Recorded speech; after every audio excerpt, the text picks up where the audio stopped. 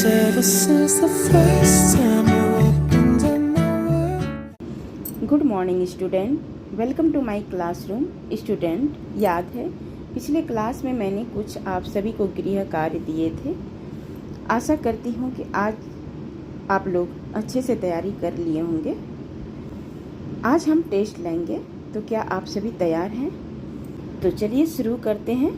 आज हम बहुकल्पी प्रश्न का टेस्ट लेंगे, जिसे इंग्लिश में MCQ कहते हैं। शुरू करने से पहले कुछ MCQ के बारे में टिप्स देना चाहूँगी, ताकि हमारे स्टूडेंट को कभी भी कठिनाई नहीं हो। तो आइए शुरू करते हैं। MCQ जब भी क्वेश्चन आता है, जब भी कोई भी प्रश्न आता है, तो उसमें आपको देखना है, सिर्फ पहले प्रश्न को पढ़िए अच्छी तरीके से, उसको समझिए, उसके बाद फिर ऑप्शन को देखिए। ऑप्शन में देखिए कि ये पहला नहीं होता है, दूसरा नहीं होता है। कई बार ऐसा होता है कि तीनों ऑप्शन में ये है ही नहीं, तो चौथा तो अवश्य होना ही है, उसमें आप सही चिन्ह का प्रयोग कर सकते हैं। तो आइए इसी तरह कुछ आपको क्वेश्चन लेते हैं और आपको समझ में आ जाएगी। नीचे पहला है, नीचे दिए गए प्रश्नों का सही उत्तर पर सही चिन्ह लगाओ। पहला है, वर्णों का स्वतंत्र और सार्थक समूह कहलाता है। ऑप्शन दिया हुआ है क वर्ण, ख वाक्य, ग शब्द, घ इनमें से कोई नहीं। तो आपको पूरी जब चैप्टर पढ़ चुके हैं तो उसमें से आपको कहीं दिक्कत नहीं हुई होगी। पता है कि वर्णों का स्वतंत्र एवं सार्थक समूह क्या कहलाता है? शब्द। तो हमने शब्द में सही चिन्ह का प्रयोग करना है। नेक्स्ट है सार्थक शब्द का उदाहरण। अब आप देखिए, सार्थक किसे कहते हैं? जिसका अर्थ जो है स्पष्ट रूप से समझ में आ जाए। जैसे आइए ऑप्शन देखते हैं। क है ताजमहल, ख है चगल, ग है हर्ष, घ है दृष्टि। तो ताजमहल का तो कोई अस्पष्ट होता नहीं है, कोई अर्थ नहीं है। ताजमहल तो नाम है, आगरा का ताजमहल। चगल, चगल कोई मीनिंग नहीं है, इसका भी कोई अर्थ नहीं है। दृष्टि, दृष्टि का कोई भी अर्थ नहीं है। हर्ष, हर्ष का अर्थ लग रहा है होगा, कैसे? तो हर का मतलब होता है दुख, पीड़ा, और इसको हम संधि विच्छेद करते हैं तो हर प्लस इसका मतलब जो ईश्वर दुख और पीड़ा को हर लेता है, उसे हम हर्ष कहते हैं। तो इसका मतलब है इसमें हर्ष होगा, इसमें सही चिन्ह का प्रयोग लगा देना है।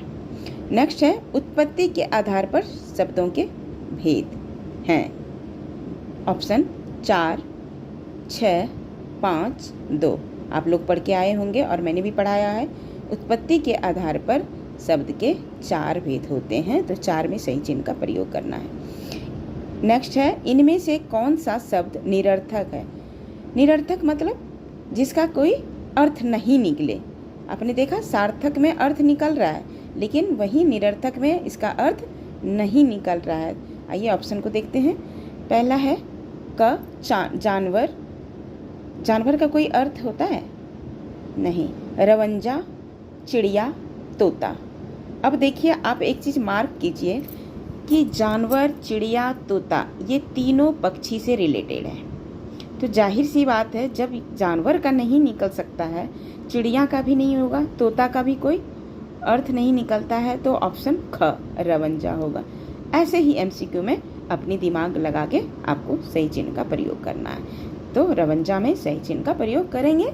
नंबर 5, जो शब्द संस्कृत भाषा से ज्यों के त्यों हिंदी भाषा में आए हैं उन्हें क्या कहते हैं?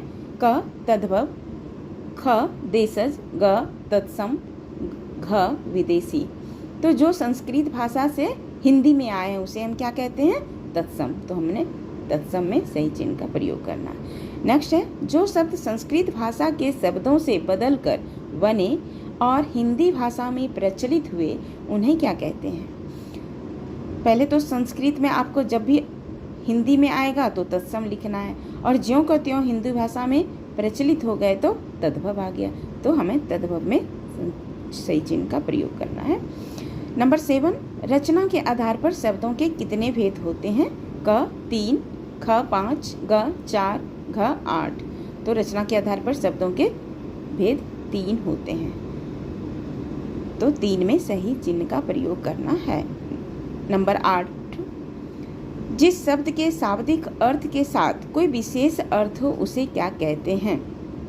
ऑप्शन क यौगिक शब्द, ख देशज शब्द, ग योग रूढ़ शब्द, घ अनेकार्थी शब्द। यौगिक शब्द तो आपको पता ही है, देशज शब्द भी पता है, तो अनेकार्थी शब्द तो होगा ही नहीं। तो योग रूढ़ में क्या आपने पढ़ा है डेफिनेशन में, परिभाषा में, कि किसी कोई खास विशेष अर्थ बताता है, जैसे पीताम्बर हो, इस तरह से योग रूढ़ शब्द में प्रयोग करना है। तो सही चिन्ह का प्रयोग योग रूढ़ शब्द में लगा देना है।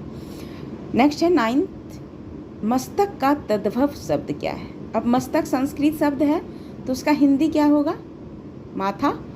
तो ऑप्शन क माथा में सही चिन्ह लगाना है। ख है सिर, ग शीर्ष, घ है इनमें से कोई नहीं, तो इसका ऑप्शन नंबर क माथा में सही चिन्ह का प्रयोग लगाना है। नेक्स्ट, मोती किस प्रकार का शब्द है? मोती क्या है? हिंदी है, उसका संस्कृत शब्द क्या होता है? मुक्ता, पहले पढ़ चुके हैं हम लोग। तो ऑप्शन क है तत्सम, ख तद्भव, ग देशज, घ विदेशी। तो ऑप्शन ख तद्भव होगा, इसलिए तद्भव में सही चिन्ह का प्रयोग करना है। नेक्स्ट 11th, पीताम्बर किस प्रकार का शब्द है? मैंने बताया था कोई खास विशेषता हो उसे योग रूढ़ कहते हैं। तो ऑप्शन है क यौगिक, ख रूढ़, ग योग रूढ़, घ इनमें से कोई नहीं। तो ऑप्शन ग सही है, वहाँ सही चिन्ह का प्रयोग करना है आपको योग रूढ़ में। नेक्स्ट है कर्म किस प्रकार का शब्द है?